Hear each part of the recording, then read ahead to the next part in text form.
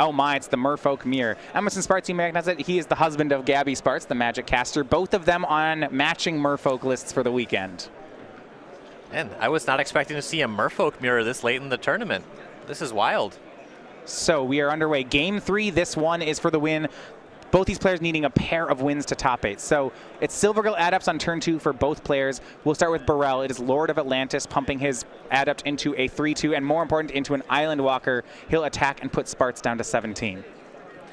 So this matchup is all about just getting more Lords. Interesting thing about Lord of Atlantis versus Master of the Pearl Trident? Master of the Pearl Trident is Lord of Atlantis gives all Merfolk Island Walk. Oh, wow. So Spartz is Silvergill Adepts a 3-2 Island Walker? Yeah, this is somewhat awkward. You would much rather draw the one that they printed after they stopped caring about effects being symmetrical. It's interesting. When you get to mirror matches, I would say in Magic, mirror matches are frequently the most interesting matchups in Magic, and also the most lopsided matchups in Magic, like uninteresting matchups in Magic. They really run the gamut. Creature mirrors are usually super complicated, but with Merfolk, with so much Island Walk, it's actually just a race. Yeah, combat is just going to be safe on most turns. You count your power, you attack, your opponent's life total changes by that number. Yeah, and then no one blocks, no one kills anything, no one blocks. Because of that, a card like Mutavault is actually really important in the matchup. Yeah, it's like another spell. That you didn't have to pay for. It's pretty great. So Spartz will swing back 17 all. Here is Tidebinder Mage for Spartz. Yeah, there are no red or green creatures. 2 mana, 3/3 with Island Walk, but generally just a 2/2 with no text. Another Mutavault for Birrell. Am I going too far in saying that this second Mutavault could just be the difference maker?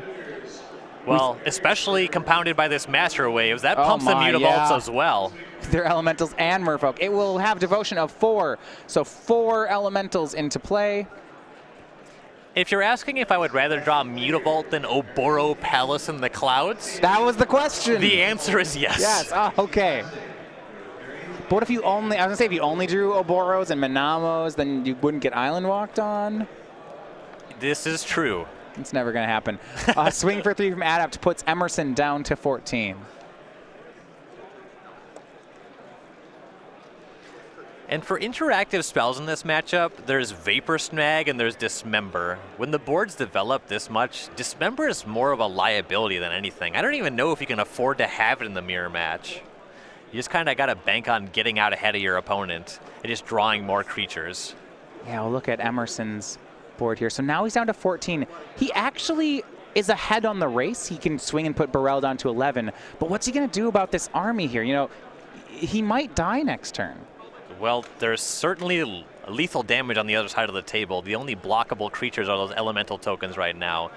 Really hopes, he wants to have like a Vapor Snag so he can get that Lord of Atlantis off the table and actually be able to block on the following turn. There is 1 Dismember in each player in Emerson's sideboard. He has 2 copies of Threads of Disloyalty. Great, but not great against Master of Waves. Does have 2 Vapor Snags and 2 Dismembers in the main. So, okay, it's possible for him to kill the Master of Waves, but he'd need the card in his hand. That's another interesting element to the difference between Lord of Atlantis and Master of the Pearl Trident, is if you Threads your opponent's Master, then their creatures don't have Island Walk anymore. But if you Threads their Lord of Atlantis... It's just saying in the mirror that Lord of Atlantis is just not it's nowhere near as good, is it? It's just a really oddball card. Here is Threads of Disloyalty. He's going to take the Silvergill Adept that's tapped on Birrell's side. Yeah, well, because the Lord of Atlantis itself doesn't have Island Walk. It just gives other Merfolk Island Walk. So your options were Elemental Token, Lord of Atlantis, Silvergill Adept? Yeah. I'll pass. I guess this is the one, but if I'm in Emerson's spot, I'm not happy about this. I wanted to get more. Your options were bad, worse, and the other thing. He went with the other thing. That's fine. If he has Vapor Snag or Dismember in hand to answer this Master, he might be okay. Yeah.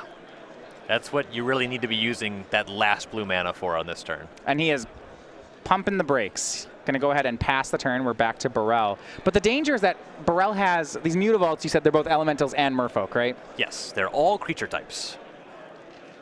So, I don't know. It's a lot of damage. Correct. This could be a very large swing. A ton of pressure on Emerson to have that Vapor Snag this turn. When the Master of Waves leaves the battlefield, that would cause the elemental tokens to go away. That could work as kind of a fog. If Ian activates the Mutavaults, that takes him off mana to recast the Master on this turn. Right. He'll activate both Mutavaults. And he's going to go for the win. Just force Emerson to have the removal spell. And swing the entire team. Blockers go in front of the elemental tokens. He's swinging the Lord of Atlantis too, is aggressive, but we count damage. This is 4. Yeah, it's still lethal. Emerson doesn't have the removal spell, and the match goes to Ian Birrell. He was attacking with enough 2-power creatures that could be blocked. The Lord actually forced the issue to make it lethal even with 2 blocks. Right, so it was 4 off the Mutavault, 8 is the second Mutavault, 2 unblocked elementals is 9, 10, 11, 12, and then we look at the other creatures, it was a pair of 2/2s, that's 13, 14, 15, 16, it's more than Emerson can stop.